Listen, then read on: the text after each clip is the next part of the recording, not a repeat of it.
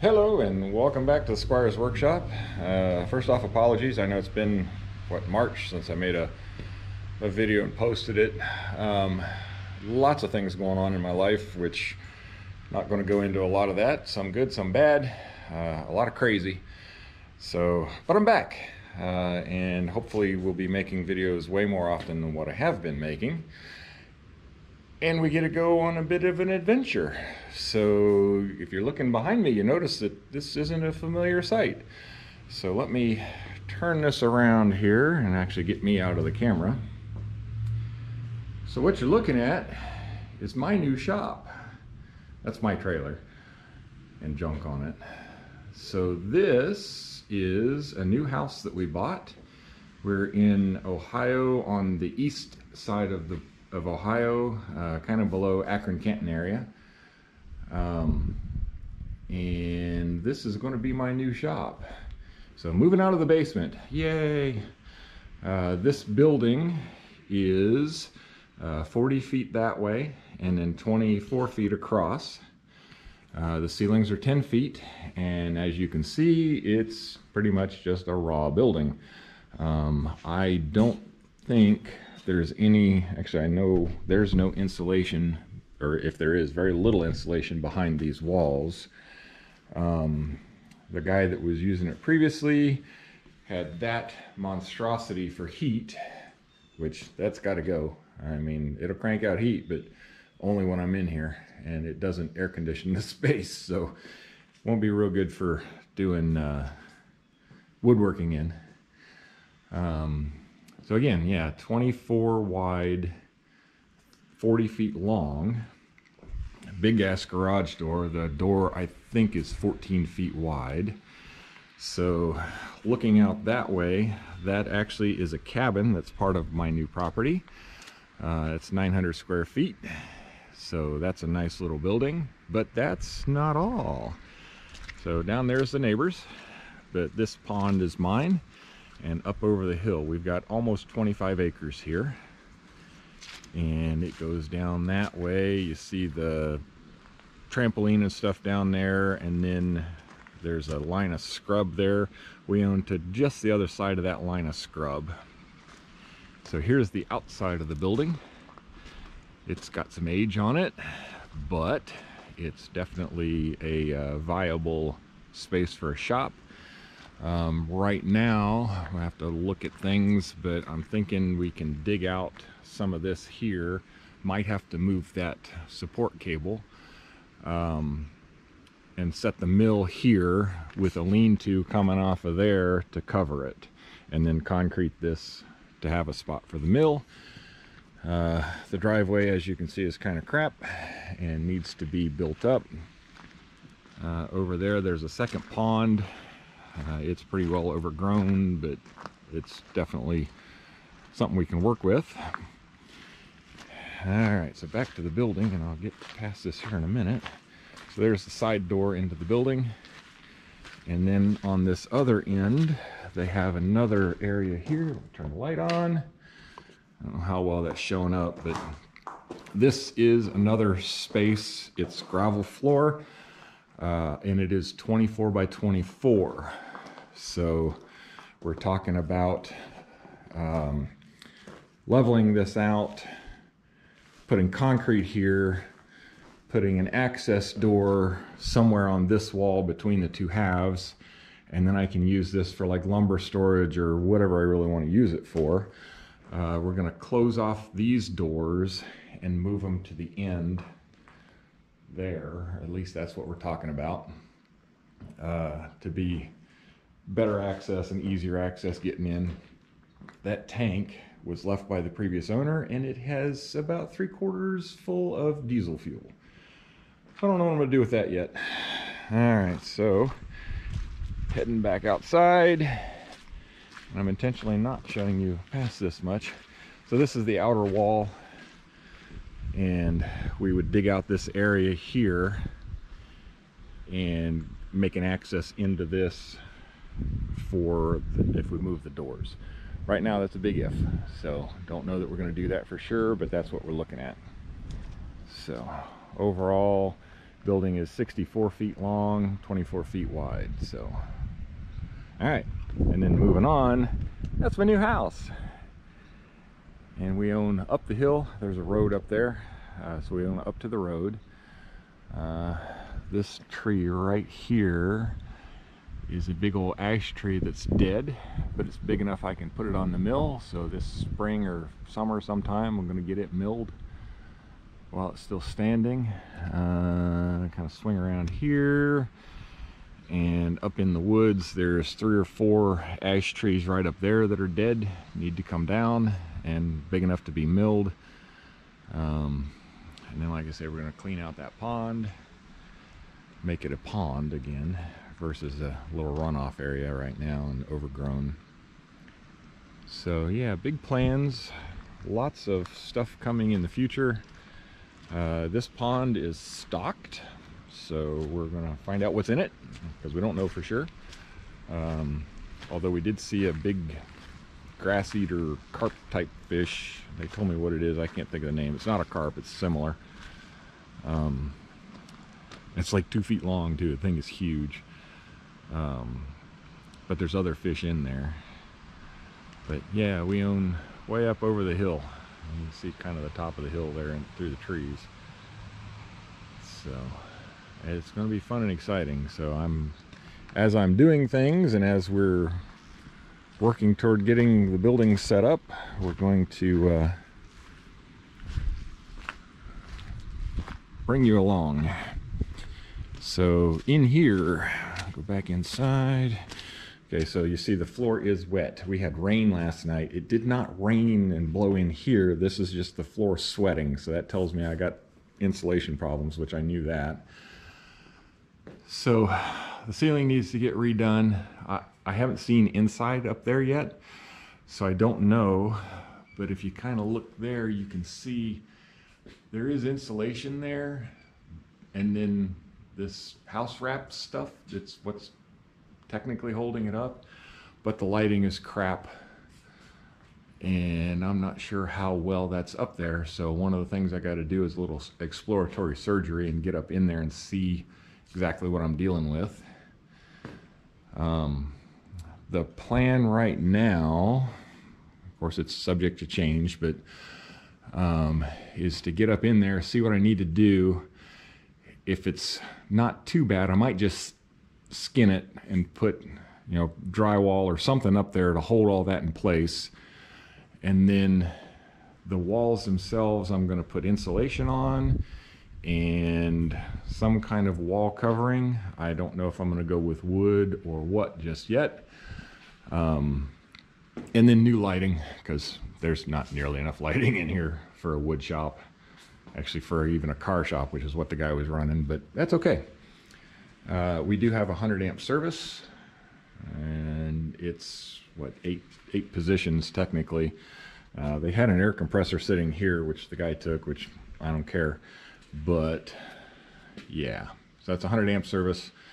And what gets me is this is the cable that runs it, and it goes over to there and out into the other section, and that's where actually the power comes into the building, and that power feeds off the pole that you saw over in the corner here, feeds into this, feeds into the house, and actually feeds into a cell phone tower that we own up on the hill.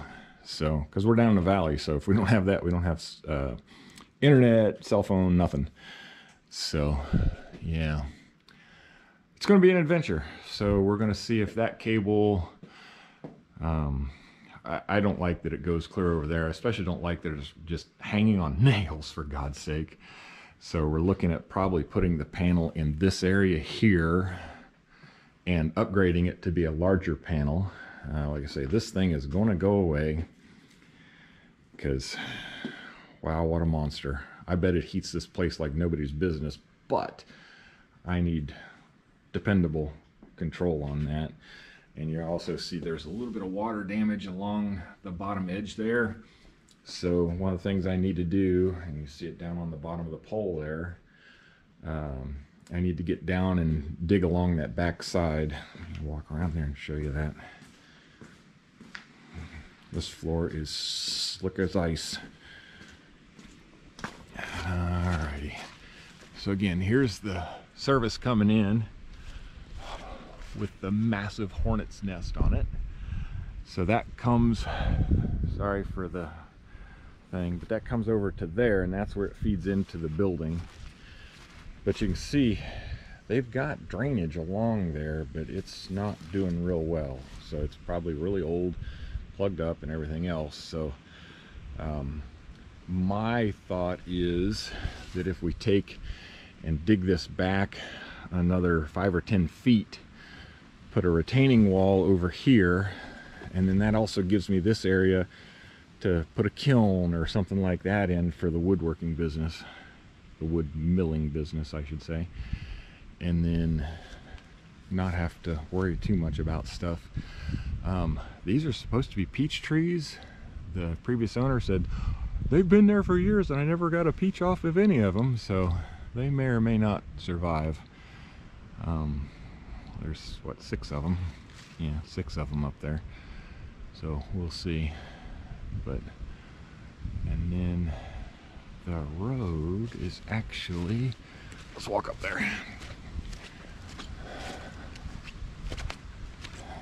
Yeah, plus I can go up here and give you a view down over the hill. It doesn't look it, but this is like probably a 40-degree angle going up the hill here. And we've not been, I've been up on the backside, I've not been up here. Oh, okay, that's the neighbor. Sorry for the wind noise. Yeah, so the road's right, just the other side of this little rise is the road. So here we go, look back down, give you an idea. And pardon me for being out of breath, but so yeah, the little cabin's right down through there, can't quite see it. The pond, the other pond, and then like I say, we open up over the hill. Twice now coming in late at night, we've seen 3 deer. Once just down here by the pond, and then the other evening over there in that clearing. We came in last night. So yeah, we're transitioning between the new house and the old house, which will take us a while, and we get to thankfully do it slowly because we don't have to be out of the old house anytime soon. Oh, there's a path through here, leads up to the road. I ain't gonna go up there. Try to get down this hill without killing myself. So, anywho, that's the new place. And so many big dreams and plans. Of course, the wife's got dreams and schemes on how she wants to redo the interior of the house a little bit to make it more suitable for us. So yeah, big plans. The cell phone tower, you can almost see it right there. You can see the very tip top of it. I don't know if I'm getting it on camera or not, but anyway, it's up on the hill there. So we own, like I say, almost 25 acres, which goes up over the hill quite a ways actually. Yeah, one of the things we need to do actually to get up there right now, you got to go around the pond, across that little red bridge thing there, over, and then there's a break in the tree line there, and you go up a path. So we're going to actually put a culvert across between the 2 ponds to give us easier access to that, and then reconfigure a little bit there at the base of it so I can get up and down easier without having to go clear around the pond. So alrighty, there's a better view of the hornet's nest. Yay. I'll let the power company know about that so they can come out and get that off their transformer this winter while they're dormant. Alright, so in talking about trees, there's another ash tree. Not the first one, but the second one in is an ash. It's dead. There's another one over there that's dead, and another one farther back that's dead. The far one is going to be a pain in the butt because of power lines, so I'm not sure I can get that out. I might have to get the power company to get that out, because there's a power feed to the back of the cabin. See if they will take that out so I don't have to. And then other than that, there's some really nice trees up in here. There's some oaks. I haven't found any walnuts yet, but I really haven't looked real close.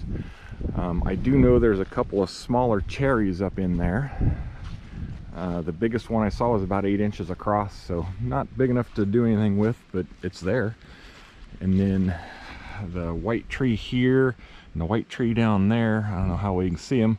Those are both sycamores. The one here on the left, the previous owner was using it for target practice, so the first 6-8 feet of it's probably full of bullets. So that's just going to stay there. I am not going to try to mill that because that will kill a blade. Not to mention the danger of running a chainsaw through a tree full of bullets. So, and this is where we're talking about putting the culvert in. Again, the wind, sorry about that. So, yeah, this is us. We got neighbors down the hill, but once everything grows up, you really can't see them. All right. Back in here. And again, the floor is wet and slippery. But again, I don't think it's insulated. But once I get the rest of the building insulated and climate controlled, this will be fine. I'll probably put an epoxy or something on this to seal it. So, and the previous owner left us gifts. So yeah, just say that's extra siding for the house. So, and there's some insulation. There's an old fluorescent light there, fixture that I'm not even going to attempt to use. Yeah, and a lot of junk. Well, that helmet was here. This helmet was here. So there's that. And then a broken snow shovel, a cooler with water in it that God only knows how old that is. Actually a little portable air compressor, which I haven't tested that yet to see if it works. So yeah, just little nitnoid stuff here and there.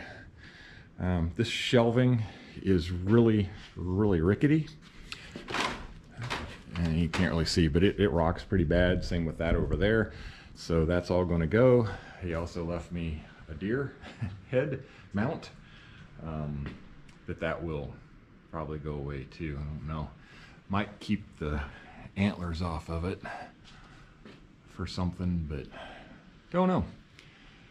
Yeah, like I say, just a lot of crazy. Oh, hey, there's where a hornet nest was starting to be built in here, so we've got to get them sealed out so we don't have that problem. And again, I've got to get up into the attic because you see there's the soffit's gone.